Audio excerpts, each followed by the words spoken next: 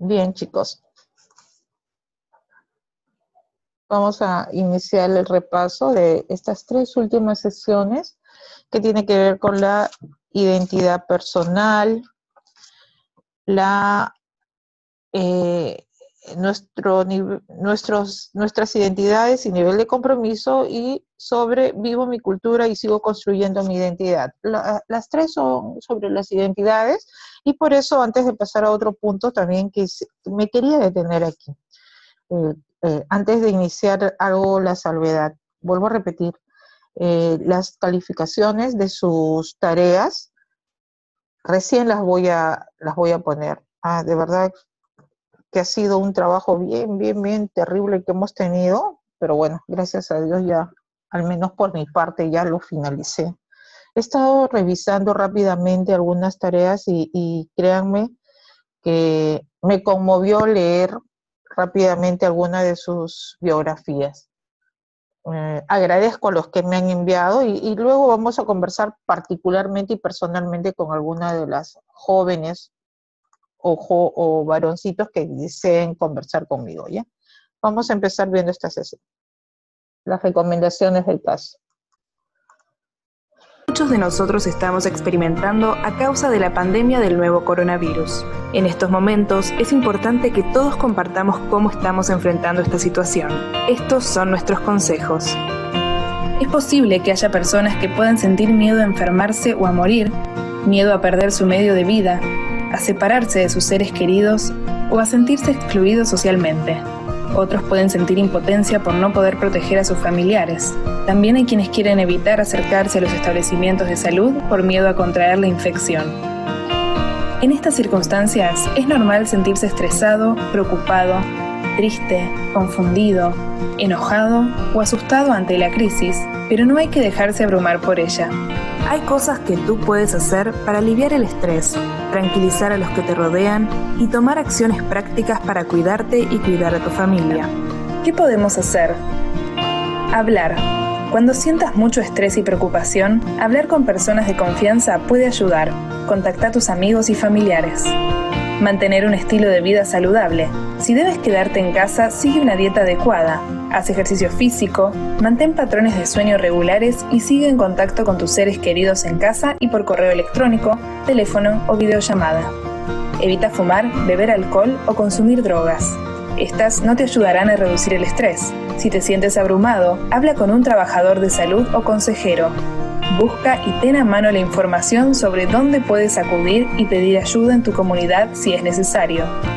Informarse por fuentes confiables. Tener información actualizada sobre la situación te ayudará a medir el riesgo y a tomar precauciones razonables, pero evita prestar atención a rumores infundados e informaciones de fuentes no comprobadas. Las páginas web de la OPS, de la OMS y de las autoridades de salud de tu país te ofrecen información fiable.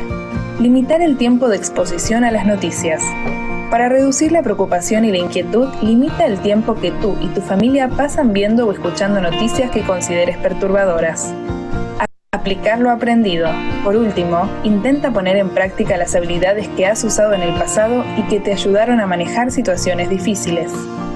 Para más información, consulta la página web de la Organización Panamericana de la Salud, www.paho.org. Muy bien, chicos. Después de ver estas recomendaciones, por favor, a tomarlo en cuenta, ¿ya? No ganamos nada a veces estresándonos. Sé que el tiempo de confinamiento de verdad que es ya demasiado, pero también recordar que es necesario. Ojalá que esto les haya podido aportar un poquito a ustedes. Vamos a empezar entonces nuestra actividad de hoy y vamos a empezarlo concerniente con la identidad. Tocamos rápidamente ese punto. Cuando hablamos de identidad, nos referimos a el quién soy yo.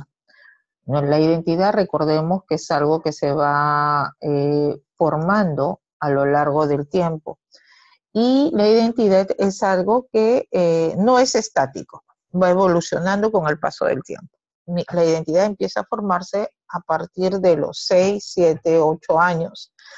Algunos de repente a partir de los 10, depende mucho de la persona.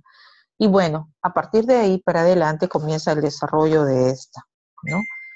no debemos olvidar que a veces difícilmente se va a poder responder la pregunta ¿quién soy? En un primer momento, porque vas a encontrarte con un montón de interrogantes, ¿no? Pero ello no deja de este cuestionamiento no deja de ayudarnos para poder darnos cuenta de las cosas que nos están envolviendo y faltando. Vamos a ver también que nuestra identidad nunca la vamos a terminar de construir, es lo que yo les había dicho, ¿no? El gran psicoanalista que estudió esto de la identidad es Erik Erikson, ¿ya?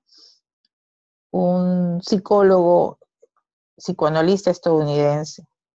Y él nos decía, por ejemplo, concerniente a lo de la identidad, él nos decía de que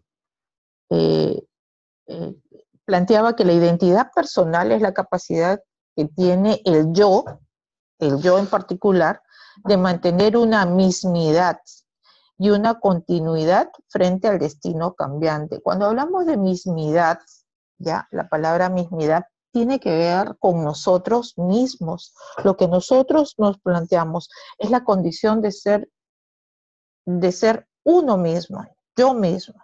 Mi mismidad me va a decir cómo soy yo, cómo me desenvuelvo yo, cuáles son mis gustos, mis pareceres. Eso es la mismidad. Lo que te particulariza, lo que te va a una parte particular de tu persona. Entonces, la identidad personal es la percepción individual que una persona tiene sobre sí misma. Es la conciencia de existir. Son una serie de datos que se van a adquirir a lo largo de la vida. Y estos te van a dar la capacidad de moldear el patrón de conducta y también tu personalidad. Entonces, recordemos que la identidad, vamos a globalizarlo esto, la identidad nunca la vamos a terminar de construir, va a formarse a lo largo de nuestra vida, pero sí va a tener un punto de inicio, ¿no? Que se va a dar más o menos a partir de entre los 8 a los 10 años. ¿Qué más? Esta se cuestiona, se construye y se reconstruye. Recordemos, cada paso que nosotros vamos dando, cada etapa por la cual nosotros vamos pasando, van a haber cosas que nos van a llevar a pensar, repensar lo que estamos haciendo. Y esto también nos va a llevar a la capacidad de compararnos no es la palabra, sino ver cómo mi entorno se está desarrollando y hay algunas cosas y características que yo las voy a adaptar a la mía, ¿ya? También la identidad va a referirse a cómo nosotros nos identificamos cuando nos desarrollamos o manifestamos dentro de ciertas situaciones que nos vamos a atravesar.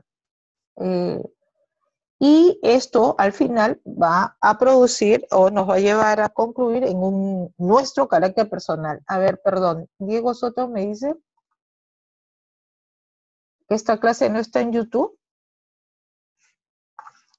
Bueno, después la voy a subir.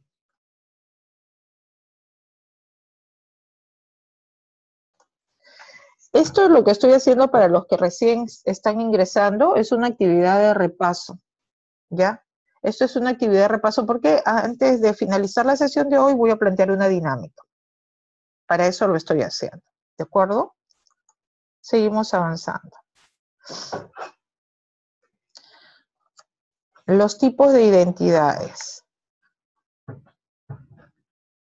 Antes de pasar a los tipos de identidades, quería remarcar que una de las características de la identidad personal son 4.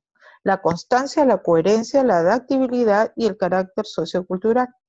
La constancia, cuando me refiero al conjunto de rasgos constantes tuyos, lo que tú puedes apreciar de tu misma manera de desarrollarte a lo largo del tiempo.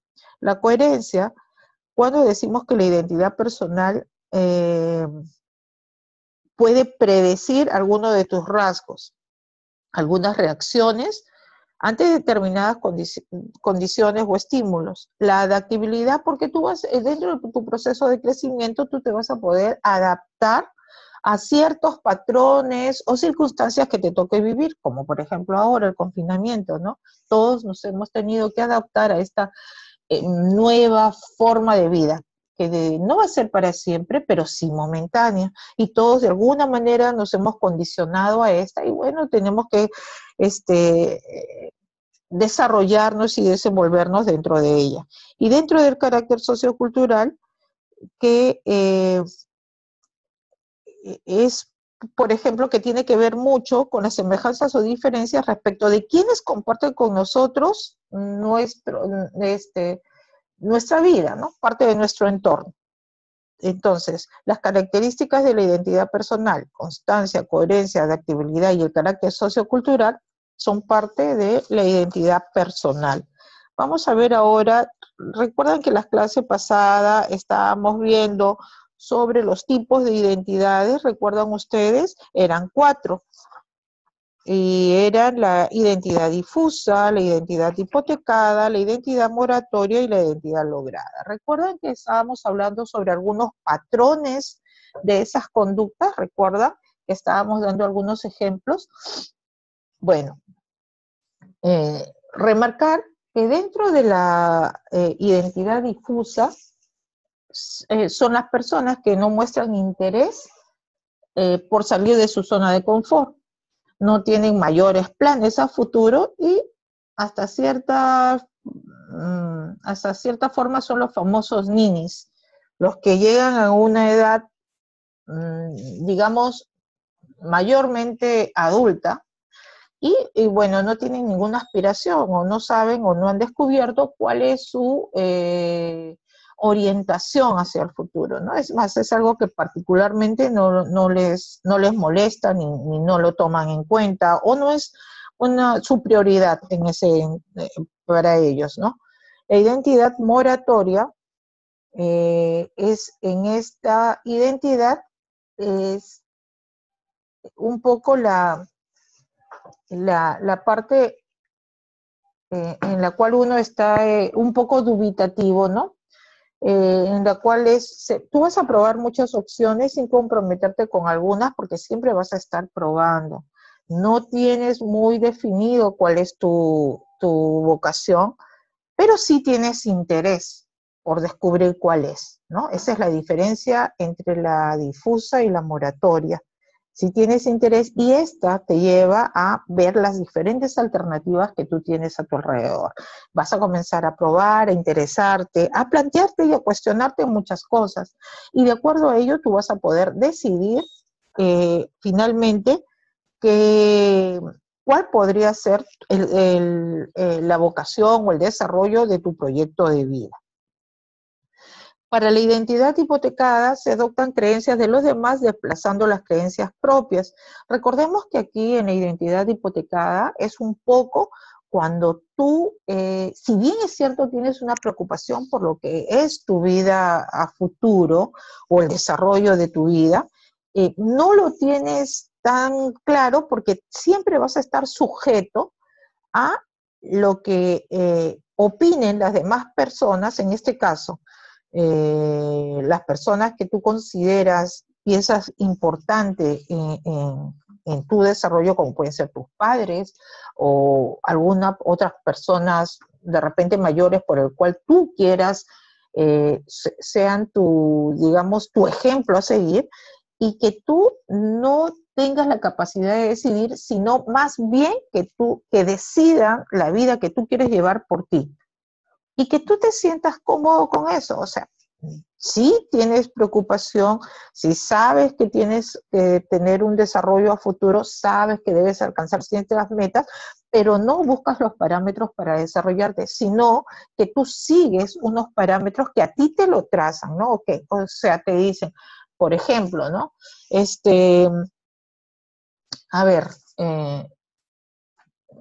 bueno, yo quiero, mira, voy a un lugar y conozco de repente a una persona que está desarrollando una actividad que a mí me gustaría desarrollar, ¿no? Entonces, sí es bien plantearse, a mí me gustaría llegar a ser, por decir, no sé, director o gerente de una empresa, me gustaría llegar a serlo. Ok, el camino para llegar a ser gerente, bueno, es estudiar, prepararme, desarrollarme, no sé, depende, ¿no? En contabilidad, administración, lo que fuera, pero cuando yo veo esto de me gustaría llegar a ser gerente o llegar a ser administrador de algo o de alguna empresa, y yo sé que tengo que estudiar para esto, pero yo siento más inclinación de repente por otra carrera como medicina, que no tiene que ver nada o muy poco con esto de gerenciar o de administrar.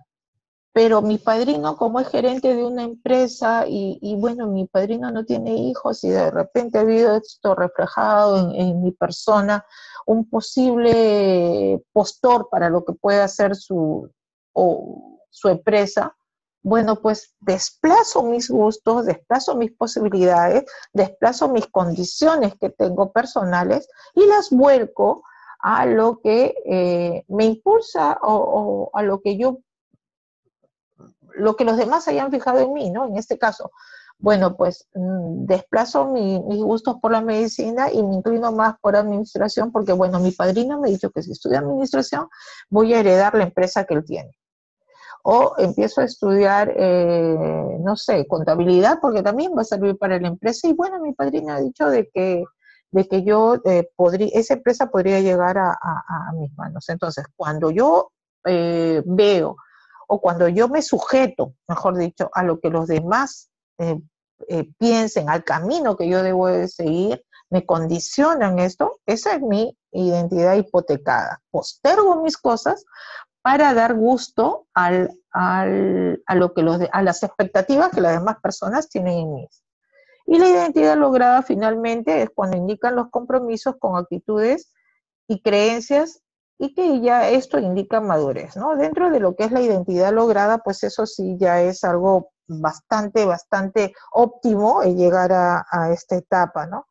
Cuando tú ya te has emplazado y cuando tú estás siguiendo un patrón particular porque ya tienes totalmente pensado y definidos tus ideas, valores, creencias, tus formas de relacionarte, todo ello, bueno, entonces cuando tienes la confianza en ti mismo y tienes el autoestima y te sientes complacido con lo que estás haciendo y con lo que has logrado, esa es ya la identidad lograda, ¿no?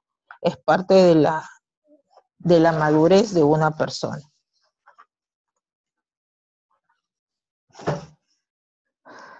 No nos olvidemos que quien estudió, el psicoanalista que estudió el desarrollo de la identidad,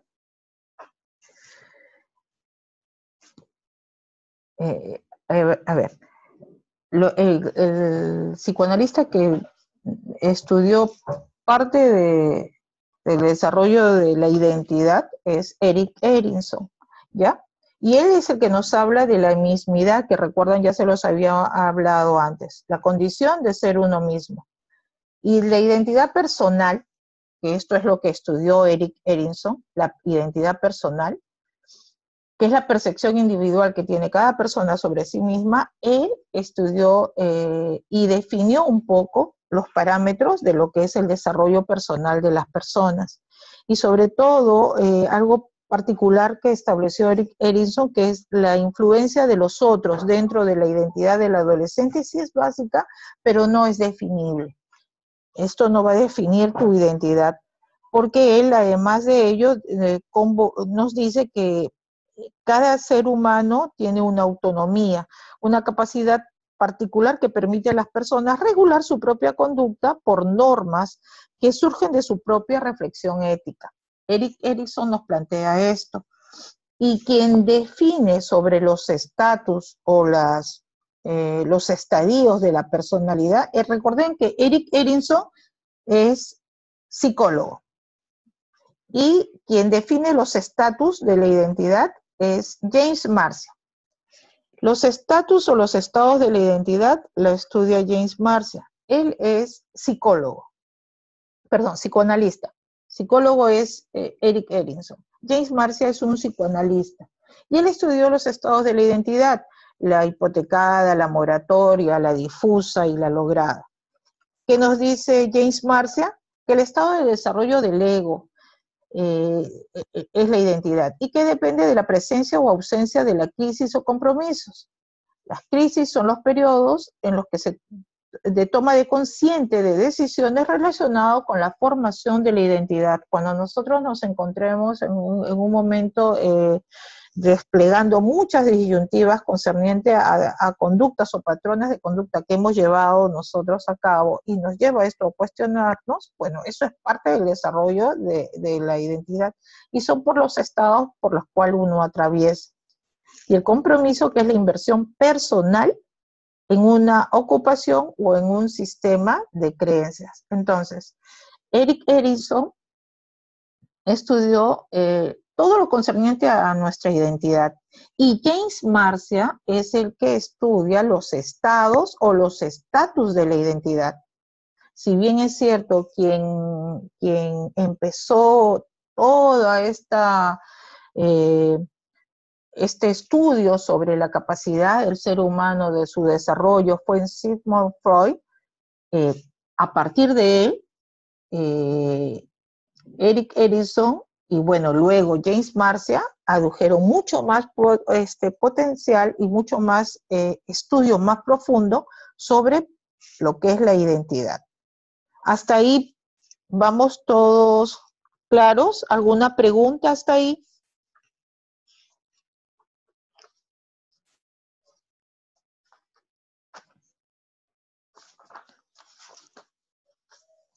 Bueno, entonces seguimos.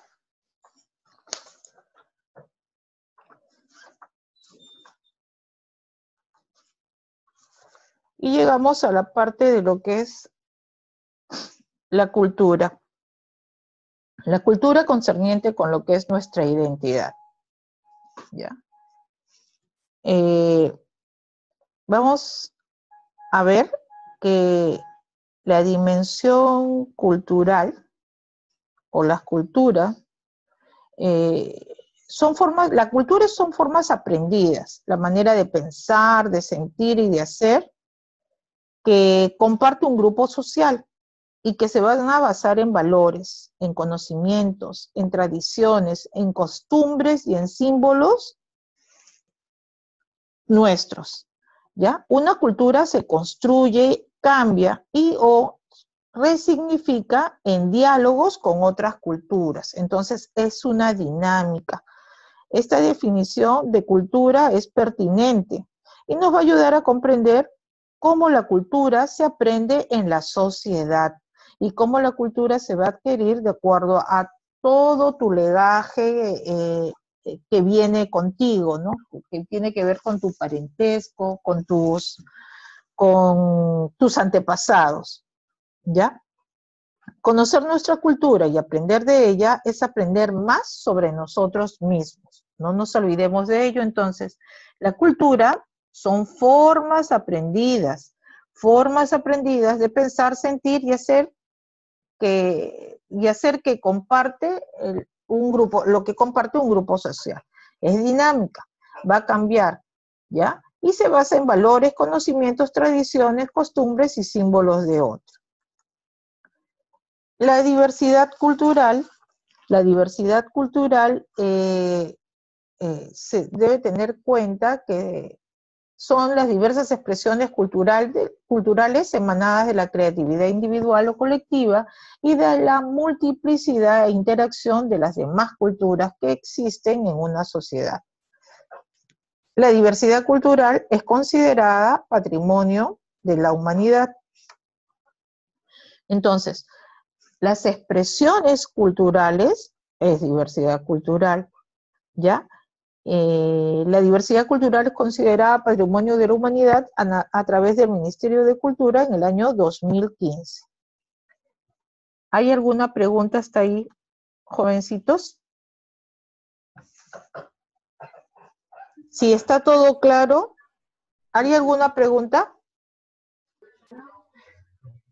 No, Miss. Ya, perfecto. Entonces les voy a pedir ahora, por favor, un segundito para empezar la dinámica.